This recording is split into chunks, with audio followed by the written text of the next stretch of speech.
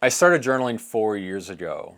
In those last 4 years, I've put 78 journal entries into these two books. I completely filled this guy up, and I'm about a third of the way through this guy.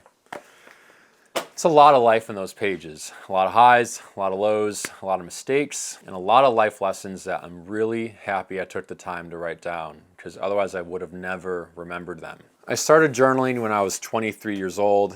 I never would have said it at the time, but looking back, I was very lost in life. My first journal entry starts with, 2 nights ago, I made a complete fool of myself. Then I went on to write about how I got really drunk and I threw up in a stranger's bathroom. It was not my finest moment. 5 days later, I wrote my second journal entry about how my screen time that day was 10 hours and I was pissed at myself for wasting an entire Sunday staring at my phone. And I remember being so angry writing that down, just being like, that's an entire day you'll never get back. My life at the time was full of chaos and confusion and a general lack of direction.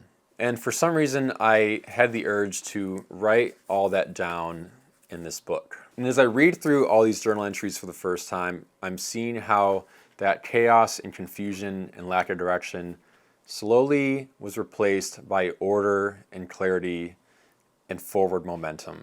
Just putting what I was going through on paper, even if it was just for me, even if I was never going to read it, it was so important for my personal and professional and spiritual growth at a time when I really needed some direction.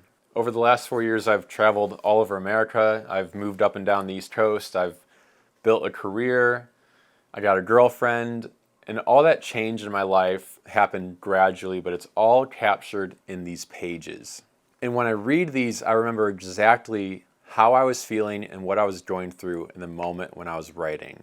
It's like a time machine, and it's full of details I would have 100% forgotten had I not taken the time to write them down. On April 30th, 2022, 15 months after I started journaling, I open my journal entry with, quote, "I don't think my life has ever been better." And I go on to write about how I kissed my now girlfriend for the first time the night before. And the next day I was about to go on a big road trip with my buddy John. Shout out to John. And how that week I got a big promotion.